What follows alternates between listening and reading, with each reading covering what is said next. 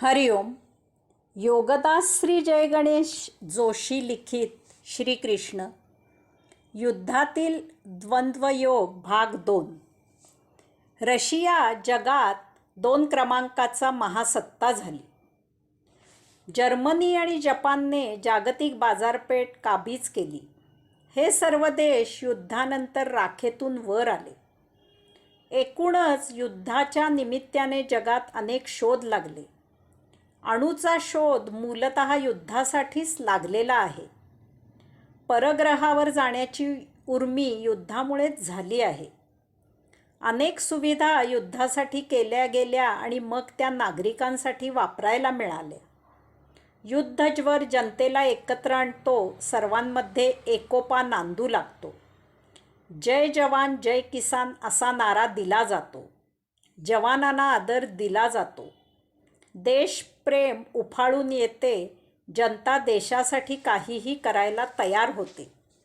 रक्तदान केले जाते. संपत्तीदान दिले जाते. स्वयंसेवक नागरी व्यवस्था पाहायला आपणहून हजर होतात. एकूणच शिस्त पाळली जाऊ लागते. युद्धाचे वेळी इतर गुन्हेगारी कमी होते. मी हे सर्व अशासाठी सांगत आहे की युद्ध देशाला, देशातील जनतेला, देशाच्या सरकारला योग्य मार्गावर ठेवत असते, जागृत ठेवत असते. आम्हाला युद्ध करायचेच नाही. आम्ही एका गालावर मार खाल्ल्यावर आपणहून दुसरा गाल पुढे करू. आम्हाला शस्त्र अस्त्र नकोत. अहिंसा हवी, शांतता हवी आणि यासाठी आम्ही युद्ध साहित्य निर्माण करणार नाही. आम्ही सैनिकच नेमणार नाही. त्या पैशाचा विनियोग आम्ही नागरिकांच्या सुखसुविधांसाठी आणि सृजनासाठी करू. किंवा अशीच काही नीतितत्वे सांगितली गेली. याचा दुष्परिणाम आम्हाला 1500 वर्ष भोगावा लागला. महाभारत युद्धानंतर हिंदुस्थानात नेमके हेच घडले. त्यानंतर येथे पुन्हा श्रीकृष्णाने अवतार घेतला नाही हे आमचे दुर्दैव आहे. कारण महाभारत युद्धानंतर येथे अहिंसेचे सोसाट्याचे झंझावाती वारे वाहिले. आम्ही गाफील राहिलो. आम्हाला वाटले की आपण चांगले तर जग चांगले, परंतु तसा व्यवहार नसतो. म्हणूनच तर आम्ही फसलो. या अहिंसेच्या झंझावाताच्या काळात आमच्यावर मोंगलांनी 1350 वर्ष आणि ब्रिटिशांनी 150 वर्ष राज्य केले. आम्हाला गुलाम केले. आमचा देश लुटला. आमच्या आया बहिणींची अब्रू लुटली. कारण आम्ही श्रीकृष्णाने सांगितलेली गीता तत्वे, गीतानीती विसरलो किंवा आमच्याकडून जाणून बुजून ती दूर केली गेली, किंवा गीतेच्या अभ्यासाने आम्हाला ती समजलीच नाहीत, किंवा ती आम्हाला उलट बाजूला समजली, किंवा ती आम्हाला आमच्या विचारांच्या पगड्याखाली बदलली. विश्वातील तमाम मानवांना सुयोग्य मार्गाने जीवन कसे जगावे हे सांगणारी गीता आमच्या हिंदुस्थानात सांगितली गेली. ती नेमके आम्हीच विसरलो. हा आमचा करंटेपणा आहे. वास्तविक पाहता गीता तत्वे, गीता नीती पहिल्या इयत्तेपासून 10व्या इयत्तेपर्यंत सबंध हिंदुस्थानात शाळा विद्यालयांमधून सक्तीने अभ्यासक्रमात समाविष्ट करून त्यांचे सखोल उत्तम संस्कार बाल आणि तरुण मनावर करून उत्तम नागरिक तयार करायला पाहिजेत. परंतु ज्यांना गीता समजत नाही ते राज्यकर्ते होतात आणि ज्यांना गीता समजते त्यांना ती पाठ म्हणत घोकत घरी बसावे लागते. जात-पात नको असा नारा देणारेच जात-पात याचे राजकारण करतात. आरक्षण याचा अर्थ काय होतो? परंतु हेच त्यांना निवडणुकीत मते मिळवायला उपयुक्त असते. कारण चातुर्वर्ण व्यवस्था ही गुणकर्मावर आधारित असून त्याचा जन्माशी काहीही संबंध नाही. यावर माझा योगदास उवाच भाग 2 मध्ये लेख आहे. हे यांना समजावून सांगणार कोण? तसे सांगणारा वेडा ठरविला जातो. हे असे वेडे ठरविलेले हिंदुस्थानाच्या बाहेरचा रस्ता धरतात.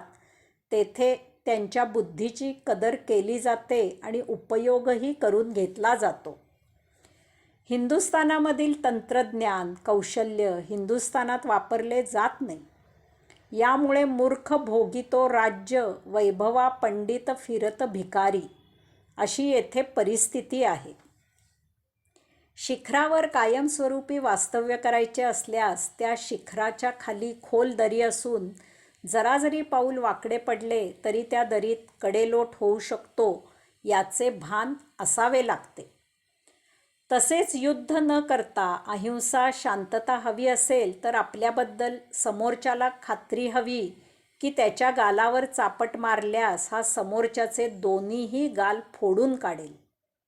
तो पाहणार नाही की समोर कोण आहे, तो इतकेच पाहील की याने प्रथम आपल्या गालावर चापट मारली आहे.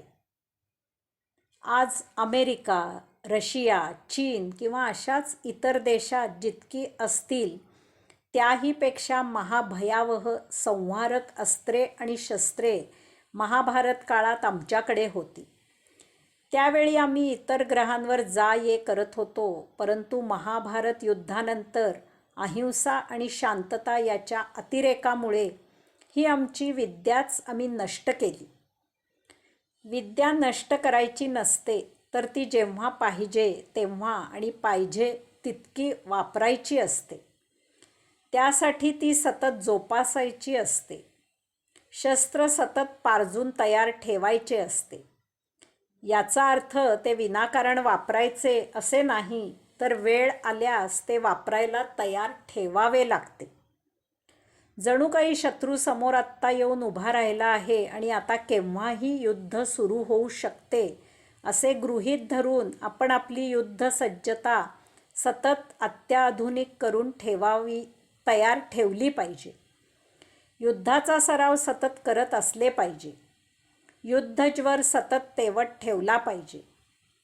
आतंकवाद्यांवर नागरिकांसारखे खटले कसे चालविता?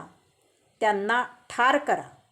त्यातून पकडले गेले तर त्यांच्याकडून काय माहिती मिळवायची ती मिळवा आणि मग त्यांना ठार करा. याच्या बातम्या जगजाहीर करण्याचे काहीही कारण नाही. आता युद्धासाठी पृथ्वी छोटी होत आहे. यासाठी इतर ग्रहांवर तळ उभारून येथून आपली युद्धनीती नियंत्रित केली पाहिजे, तरच आपला जगात टिकाव लागेल. अन्यथा आपल्याही नकळत येथे शत्रू केव्हा येईल ते आम्हाला समजणार नाही. श्रीकृष्णाच्या जीवनातील युद्धयोगाचे प्रामुख्याने 3 विभाग होतात. 1. श्रीकृष्णाने स्वतः केलेले युद्ध. 2. श्रीकृष्णाचे अप्रत्यक्ष युद्ध. 3. श्रीकृष्णाचे युद्धाला साक्षी राहणे. या 3ही प्रकारच्या युद्धांचा येथे आपण परामर्श घेणार आहोत.